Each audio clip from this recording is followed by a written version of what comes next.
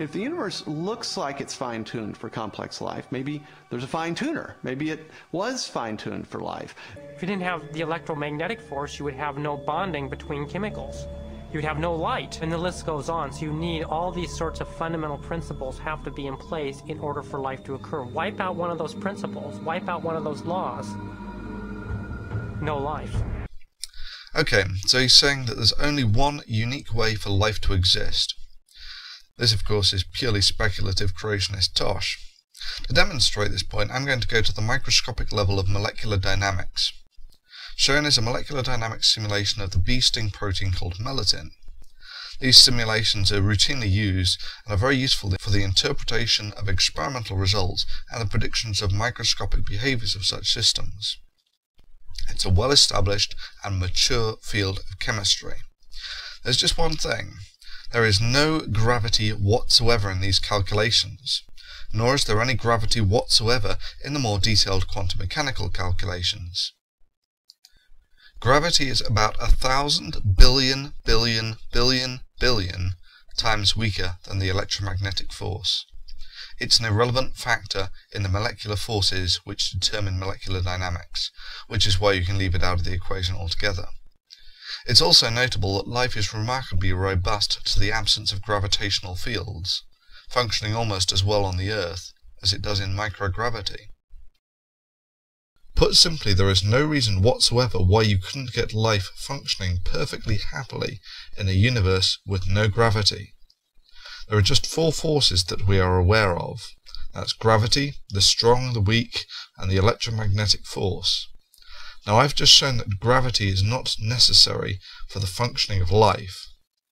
Further, a recent paper has suggested that a universe without the weak force would look largely indistinguishable from our current universe. So half of the forces that we know about are not essential for the functioning of life. So much for the creationist statement that everything needs to be perfect for life to function. But now let's move on to the simple deceit of creationists. One example of this fine-tuning is the force of gravity. Imagine a ruler divided up into 1-inch increments and then stretched across the entire universe, a distance of some 14 billion light years. For the purposes of illustration, the ruler represents the possible range for gravity. Yep, you always need dramatic music if you're going to play God and choose a new gravitational force constant for the universe. However, if you want to play God, as the creationist seems intent on doing, then the limits for the gravitational constant are 0 and infinity. However, you cannot put an infinite number of finite-sized inch strips together in a finite distance. It's impossible by definition. Like, say, for instance, a square with 5 sides.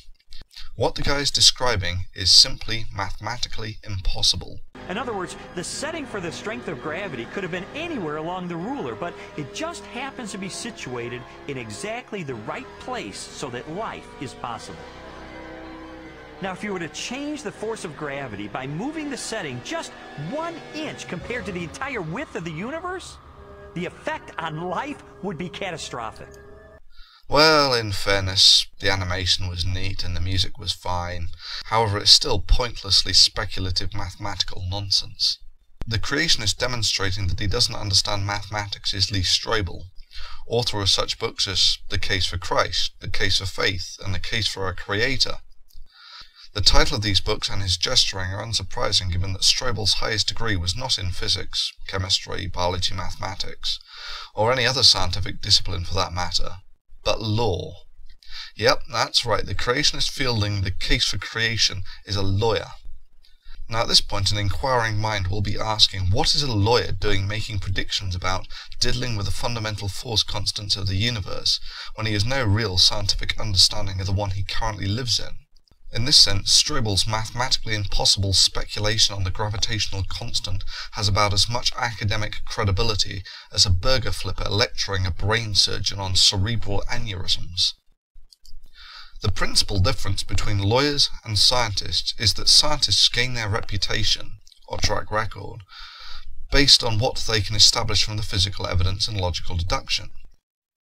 However, for lawyers, truth is an irrelevance, as the criterion that determines a successful lawyer is their ability to present a successful case, not their ability to establish truth. Although obviously it helps for those who harbour a conscience if the two coincide once in a while. You want answers? I think I'm entitled. You want answers? I want the truth! You can't handle the truth! But let's take another look at this case for a fine-tuned universe. There's about 75 cubic kilometres of life on Earth, while the volume of the Earth is approximately 1 trillion cubic kilometres. That means that, by volume, the Earth is approximately 1/1000th% life. For me, this device is an example of fine-tuning. For this object, each of the 1,000 billion atoms are fine-tuned, for the purpose of human transport.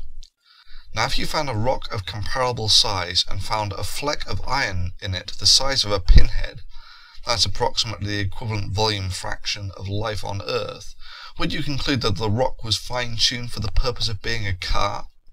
So why would you conclude that the Earth is fine-tuned for the purpose of life?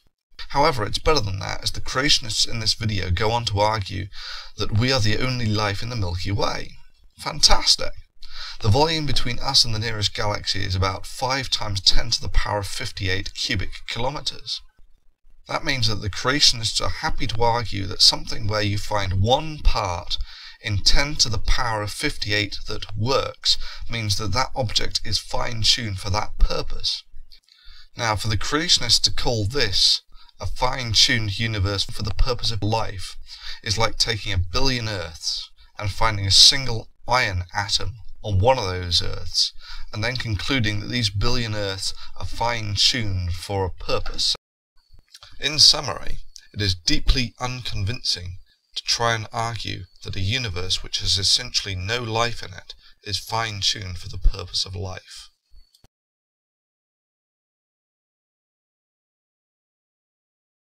Wipe out one of those laws. No life. Maybe there's a fine tuner. Maybe it was fine-tuned for life.